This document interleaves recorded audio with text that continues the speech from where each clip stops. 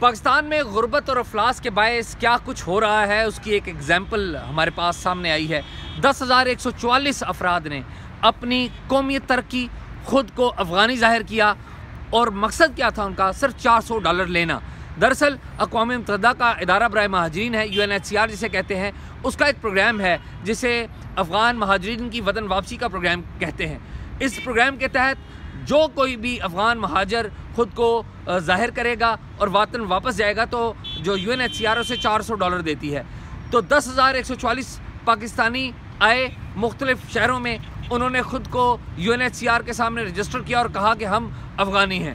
$400 ہر ایک نے لیے اور وہ چلے گئے افغانستان، یا کاغذوں میں افغانستان چلے گئے اگر عملی طور پر نہیں گئے۔